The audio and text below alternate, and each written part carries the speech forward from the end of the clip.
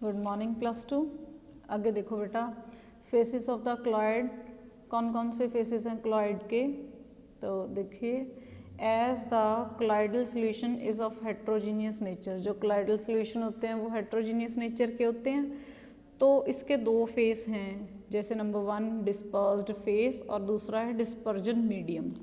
ठीक है, तो डिस्पर्स्ड फेस क्या है? It is the component present in the small proportion, जो कंपोनेंट स्मॉल प्रोपोर्शन में प्रेजेंट है उसे क्या बोलते हैं हम? Dispersed phase. Just like the solute जैसे होता है सॉल्यूशन में, तो वो क्या हो गया हमारा? डिस्पर्स्ड फेस हो गया, बस उसका नाम रख दिया dispersed phase. Dispersed meant nothing, it means a small quantity that is solute in the solution. जैसे क्लाइडल सॉल्यूशन है AG in water. Dispersion medium जो लार्ज क्वांटिटी में प्रेजेंट होते हैं, generally the component present in excess just like a solvent, जैसे solvent present होते हैं ना सॉल्यूशन में, ऐसे। इन द अबव एग्जांपल जैसे AG क्या है? इसमें डिस्पर्स्ड फेस है, यानी कि हमारा सॉल्यूट है, और वाटर क्या है? हमारा डिस्पर्जन मीडियम है। ठीक है, तो क्लासिफिकेशन देखिए आगे क्लाइड्स की। तो according to the physical state of the dispersed phase and the dispersion medium, कहना फिजिकल क्लासिफिकेशन अगर हम देखें डिस्पर्स्ड फेस की, डिस्पर्जन मीडियम की, तो मंडे को ले आऊँगा।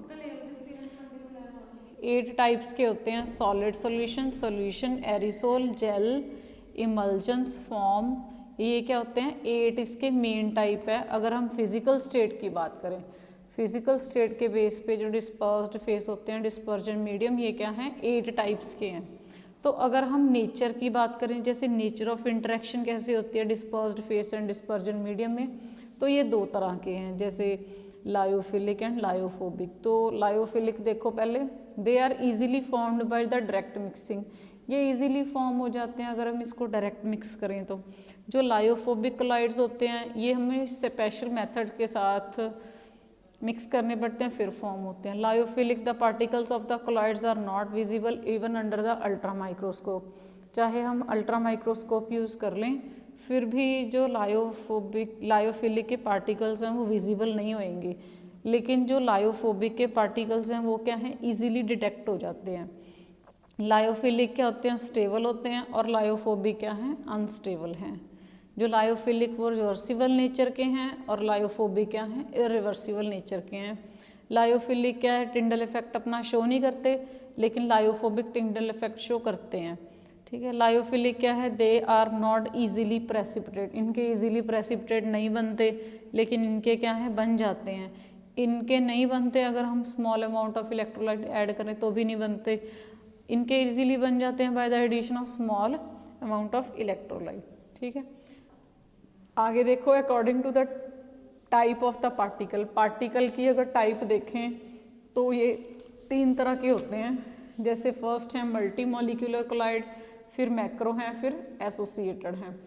तो फर्स्ट देखिए मल्टी मॉलिक्यूलर में क्या लिखा है? They consist of aggregate of the atom as the molecule which have the इनका जो साइज होता है वो 1 नैनोमीटर से भी कम होता है, और ये एग्रीगेट फॉर्म की प्रेजेंट में होते हैं। जैसे क्लस्टर, झुंड, इकट्ठा जो बोलते हैं ना, उनकी फॉर्म में प्रेजेंट होते हैं। उनका डायमीटर लेस देन 1 नैनोमीटर होता है।